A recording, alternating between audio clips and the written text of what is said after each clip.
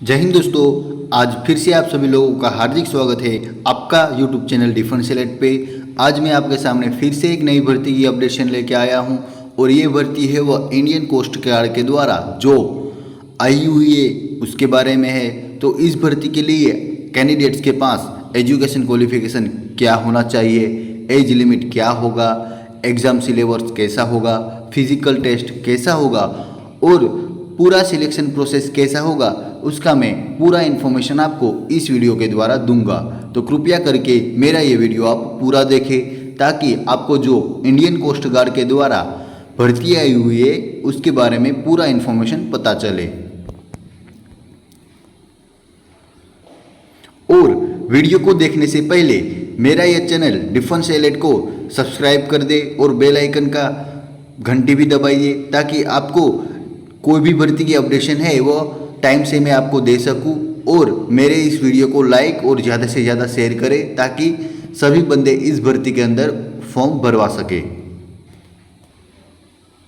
तो सबसे पहले हम आप सभी लोगों को बताना चाहता हूं कि ये भर्ती है वो इंडियन कोस्ट गार्ड के अंदर नाविक जनरल ड्यूटी, नाविक डोमेस्टिक ब्रांच एंड यात्रिक 012023 बेंच के लिए है। और ये भर्ती के ऑनलाइन फॉर्म ऑलरेडी 8 सितंबर 2022 से चालू हो चुके हैं और ऑनलाइन फॉर्म भरने की लास्ट डेट 22 सितंबर 2022 है। तो चलो अब मैं अभी आप सभी लोगों को इस भर्ती से रिलेटेड पूरी इन्फॉर्मेशन देता हूँ। तो सबसे पहले हम बात करते हैं एलिजिबिलिटी की। इंडियन मेल सिटीजन है वो इंडियन कोस्ट गार्ड की जो भर्ती निकली है नाविक जनरल ड्यूटी, नाविक डोमेस्टिक ब्रांच और यात्रिक के अंदर फॉर्म भरवा सकता है।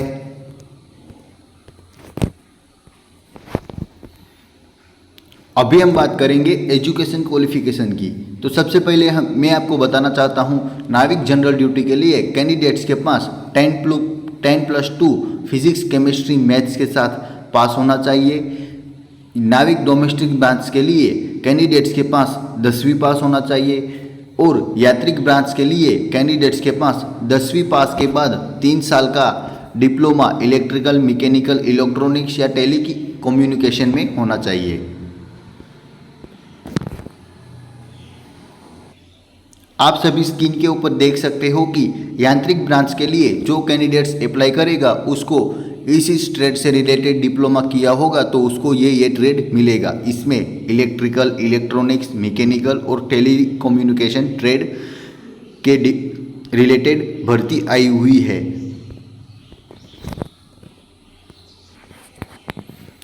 अभी हम आपको बात करेंगे एज लिमिट की। कैंडिडेट्स की एज लिमिट 18 से 22 साल के बीच में होनी चाहिए और कैंडिडेट्स की एज लिमिट 1 मई 2001 से 30 अप्रैल 2005 के बीच में होनी चाहिए। और SC और ST कैंडिडेट्स के लिए 5 साल का रिलैक्सेशन, OBC कैंडिडेट्स के लिए 3 साल का रिलैक्सेशन दिया गया है। अभी हम बात करेंगे टोटल वैकेंसी कितनी है। तो नाविक जनरल ड्यूटी के लिए टोटल वैकेंसी 225 है। उसमें जनरल ड्यूटी के कैंडिडेट्स के लिए 87, EWS कैंडिडेट्स के लिए 23, OBC कैंडिडेट्स के लिए 48, ST कैंडिडेट्स के लिए 32, SC कैंडिडेट्स के लिए 35 वैकेंसी अवेलेबल है। नाविक डोमेस्टिक ब्रांच के लिए टोटल वैकेंसी 40 है। उसमें जनरल कैटेगरी के कैंडिडेट्स के लिए 16 वैकेंसी, EWS कैंडिडेट्स के लिए 5 वैकेंसी, OBC कैंडिडेट्स के लिए 10 वैकेंसी, ST कैंडिडेट्स के लिए 6 वैकेंसी, SC कैंडिडेट्स के लिए 3 वैकेंसी है। यांत्रिक मैकेनिकल ब्रांच के लिए टोटल वैकेंसी 16 है। उसमें जनरल कैटेगरी के कैंडिडेट्स के लिए 5 वैकेंसी, EWS कैटेगरी के कैंडिडेट्स के लिए 1 वैकेंसी, OBC कैटेगरी के कैंडिडेट्स के लिए 7 वैकेंसी, ST कैटेगरी के कैंडिडेट्स के लिए 0 वैकेंसी, SC कैटेगरी के कैंडिडेट्स के लिए 3 वैकेंसी है। यांत्रिक इलेक्ट्रिकल ब्रांच के लिए टोटल वैकेंसी 10 है। उसमें जनरल कैटेगरी के कैंडिडेट्स के लिए 3 वैकेंसी, EWS कैटेगरी के कैंडिडेट्स के लिए 0 वैकेंसी, OBC कैटेगरी के कैंडिडेट्स के लिए 3 वैकेंसी, ST कैटेगरी के कैंडिडेट्स के लिए 1 वैकेंसी, SC कैटेगरी के कैंडिडेट्स के लिए 3 वैकेंसी अवेलेबल है।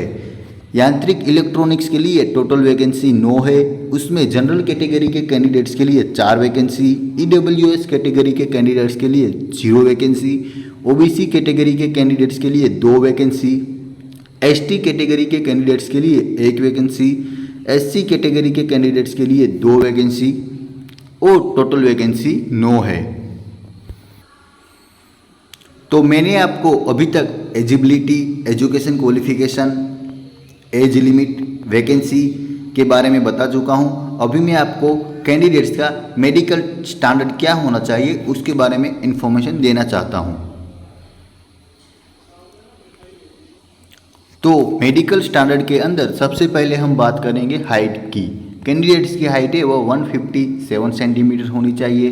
कैंडिडेट्स की चेस्ट है वो मिनिमम कौन सी भी हो चलेगी मगर 5 सेंटीमीटर फूलनी चाहिए। कैंडिडेट्स का वेट है वो हाइट के हिसाब से होना चाहिए और 10% कम ज़्यादा एक्सेप्टेबल है। और कैंडिडेट्स का सुनने का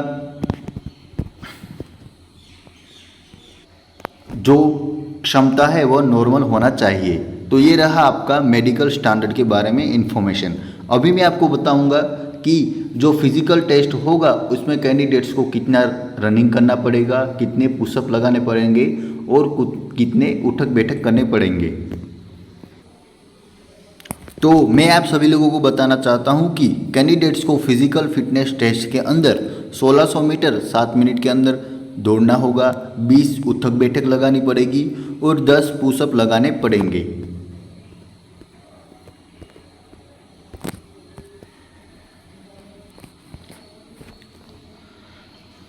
अभी मैं आपको बताऊंगा कि कैंडिडेट्स का सिलेक्शन प्रोसेस कैसे होगा।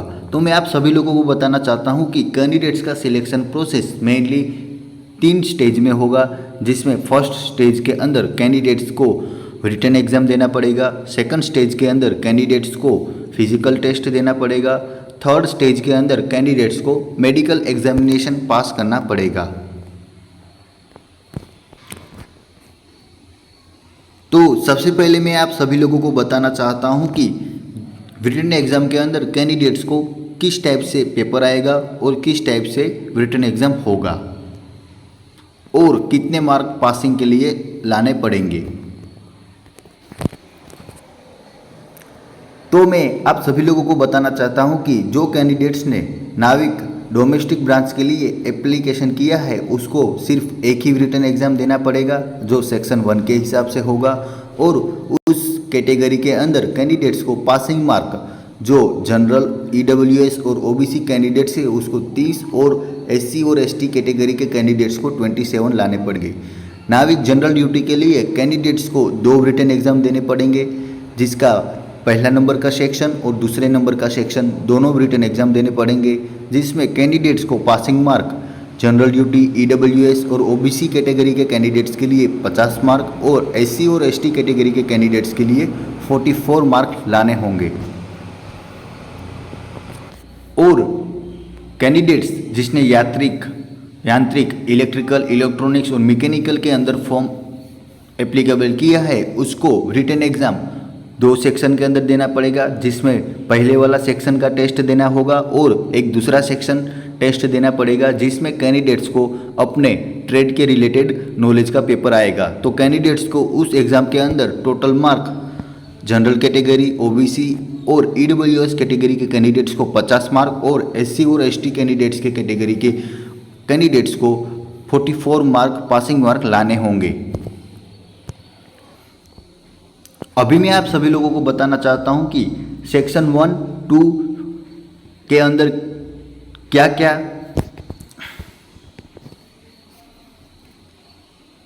क्वेश्चन आएंगे और कितने टोटल क्वेश्चन होंगे। तो सेक्शन 1 के अंदर मैथ्स के 10, साइंस के 10, इंग्लिश के 15, रीजनिंग के 10 और जीके के 5 क्वेश्चन आएंगे।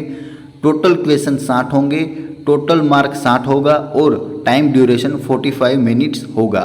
तो सेक्शन 1 है वो ओनली फॉर जिस कैंडिडेट्स ने डोमेस्टिक ब्रांच जनरल ड्यूटी में एप्लीकेशन फॉर्म भरवाया है उसको ही देना पड़ेगा और इसका सिलेबस है वो 10वीं के बेस के हिसाब से आएगा।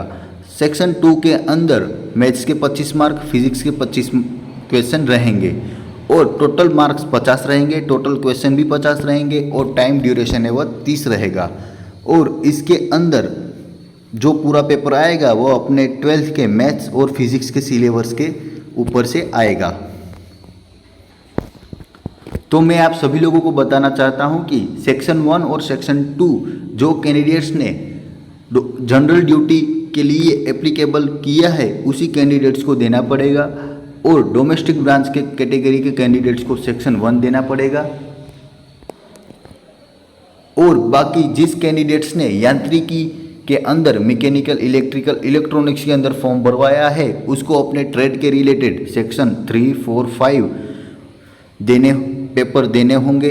इसमें जिसने इलेक्ट्रिकल इंजीनियरिंग के अंदर फॉर्म भरवाया है उसको टोटल मार्क्स 50 और टोटल क्वेश्चन 50 रहेंगे, टाइम 30 मिनट रहेगा। उसके अंदर पेपर है वह डिप्लोमा इलेक्ट्रिकल इंजीनियरिंग के रिलेटेड आएगा।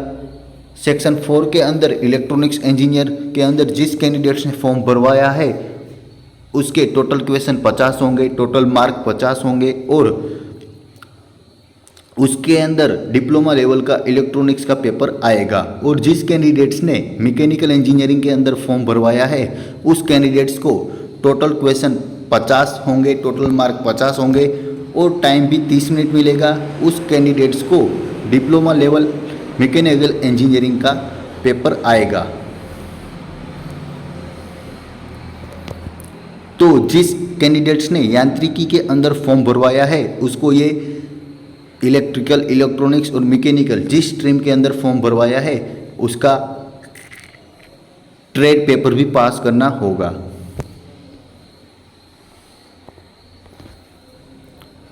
तो मैंने आपको पूरा पेपर पैटर्न और सिलेक्शन प्रोसेस बता दिया है और सिलेबस भी बता दिया है, और कितना पासिंग मार्क होगा उसको इसकी भी इंफॉर्मेशन आपको दे दी है। और जो कैंडिडेट्स है वो स्टेज 1 जो रिटन एग्जाम क्लियर करेगा उसको स्टेज 2 के लिए फिजिकल फिटनेस टेस्ट के लिए बुलाया जाएगा, जो मैंने आपको ऑलरेडी बता चुका हूँ। इस टाइप से फिजिकल फिटनेस टेस्ट देना होगा।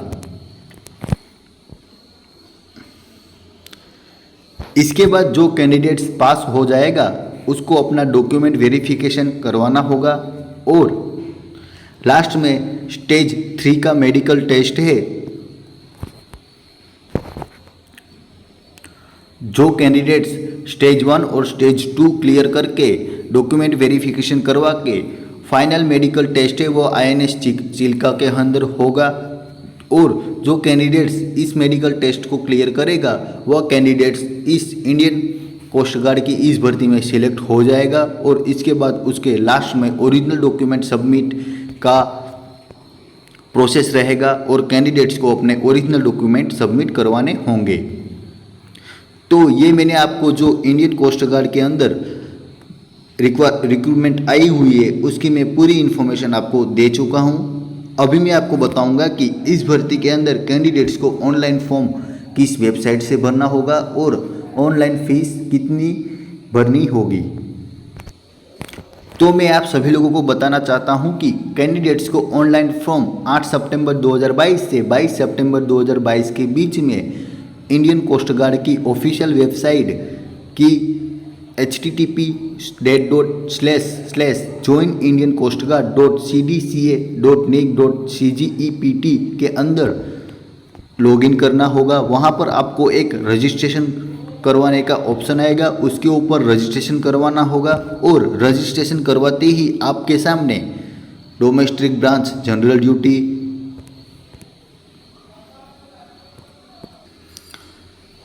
नाविक जनरल ड्यूटी, नाविक डोमेस्टिक ब्रांच और यांत्रिकी मैकेनिक्स, यांत्रिकी इलेक्ट्रिकल, यांत्रिकी इलेक्ट्रॉनिक्स के फॉर्म ओपन हो जाएंगे। और उसके ऊपर आपको कोई भी एक के अंदर आपको फॉर्म भरना होगा, यानी कि आप एक साथ 5 पोस्ट में एक साथ फॉर्म नहीं भर सकते, आपको कोई भी एक ही पोस्ट के अंदर फॉर्म भरना होगा।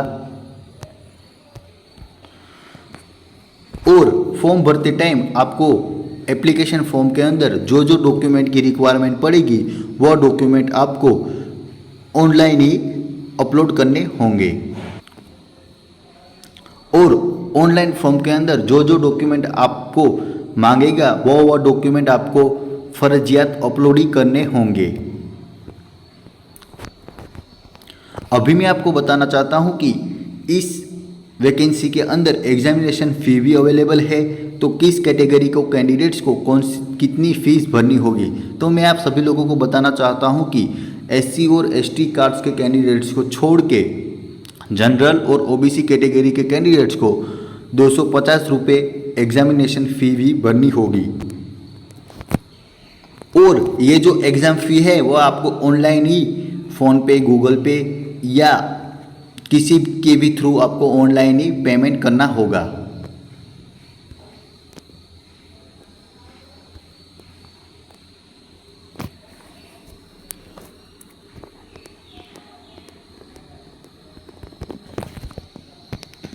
तो मित्रों, मैंने आपको ऑलरेडी ये पूरी भर्ती की इन्फॉर्मेशन बता चुका हूँ कि इस भर्ती के अंदर कैंडिडेट्स के पास एजुकेशन क्वालिफिकेशन क्या होना चाहिए, कैंडिडेट्स का फिजिकल टेस्ट कैसे होगा, कैंडिडेट्स का मेडिकल टेस्ट कैसे होगा, कैंडिडेट्स को पेपर पैटर्न और पेपर सिलेबस किस टाइप से होगा और कैंडिडेट्स को ऑनलाइन फॉर्म कैसे भरने होंगे। इस वीडियो में मैंने आपको पूरी इन्फॉर्मेशन दे दी गई है। और अभी मैं लास्ट में आपको एक और इम्पोर्टेंट चीज़ बताना चाहता हूँ जो इस टाइप से है कि कैंडिडेट्स की जो स्टेज 1, स्टेज 2 और स्टेज 3 के अंदर 3 स्टेज के अंदर जो सिलेक्शन प्रोसेस होगा वो कब कब हो सकता है।